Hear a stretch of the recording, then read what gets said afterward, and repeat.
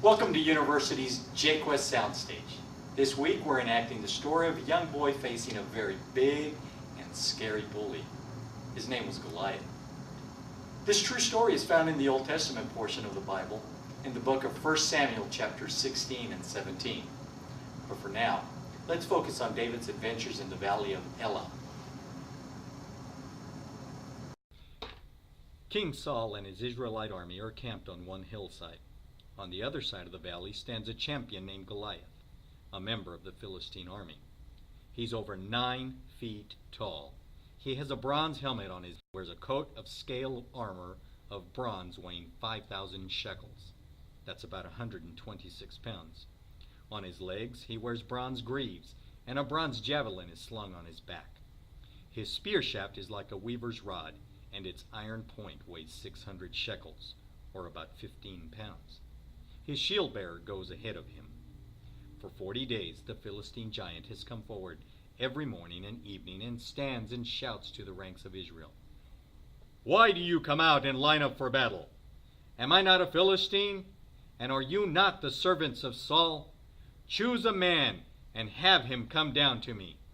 If he is able to fight and kill me, we will become your subjects.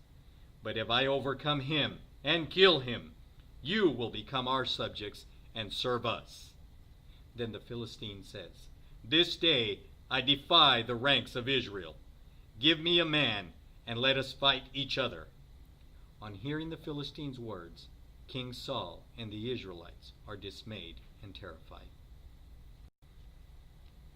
Now David is the son of Jesse, who is from Bethlehem in Judah. Jesse has 8 sons. His 3 oldest sons, Eliab, Abinadab, and Shammah, serve in King Saul's army. David is the youngest and tends his father's sheep at Bethlehem. One day Jesse tells David, "Take this ephah of roasted grain and these 10 loaves of bread for your brothers and hurry to their camp. Take along these 10 cheeses to the commander of their unit. See how your brothers are, then come home and tell me." Early the next morning, David leaves the flock with another shepherd, loaded up, and sets out, as Jesse has directed.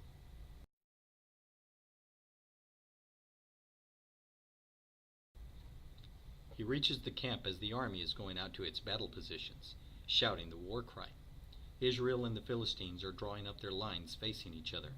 David leaves his things with the keeper of supplies and runs to the battle lines to talk to his brothers.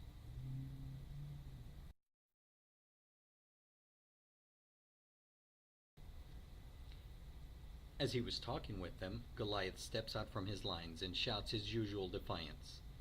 When the Israelites see the giant, they all run from him in great fear.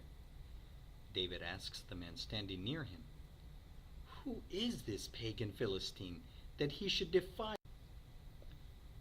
So David goes to see King Saul and says, "Let no one lose heart on account of this Philistine. Your servant will go and fight him." Saul replies, "You are not able to go out against this Philistine and fight him. You are only a boy, and he has been a fighting man from his youth." But David says to Saul, "Your servant has been keeping his father's sheep. When a lion or a bear came and carried off a sheep from the flock, I went after it, struck it, and rescued the sheep from its mouth. Your servant has killed both the lion and the bear. This pagan Philistine will be like one of them, because he has defied the armies of the living God. The Lord who delivered me from the lion and the bear will deliver me from the hand of this Philistine." Saul says to David, "Go, the Lord be with you." Then Saul dresses David in his own tunic. He puts a coat of armor on the young boy and a bronze helmet on his head. David fastened on his sword over the tunic and tries walking around. "I cannot go in these because I'm not used to them." So he takes them off. He takes his staff, chooses 5 smooth stones from the stream, and with his sling in his hand approaches the Philistine. Meanwhile, the Philistine, with his shield bearer in front of him, keeps coming closer to David. He sees that David is only a boy, and this angers him greatly. He yells to David, "Am I a dog that you come at me with sticks?" And the Philistine cursed David by his gods. "Come here, and I'll give your flesh to the birds of the air and the beasts of the field." David says to the Philistine.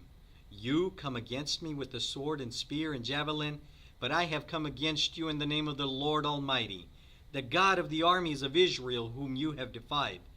This day the Lord will hand you over to me, and I'll strike you down and cut off your head. Today the whole world will know that there is a God in Israel. All those gathered here will know that it is not by sword or spear that the Lord saves, for the battle is the Lord's, and he will give all of you into our hands. As the Philistine moves closer to attack him, David runs quickly toward him. Putting one of his stones in his sling, he releases it, and the stone strikes the Philistine on the forehead. And Goliath falls face down on the ground, dead. So David triumphs over the Philistine with a sling and a stone. Without a sword in his hand, he strikes down the Philistine.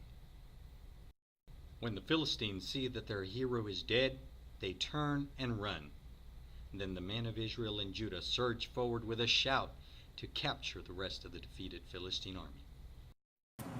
David was just a boy, but with God's help he dared to fight the giant who was being a bully to everyone. David was able to face the giant.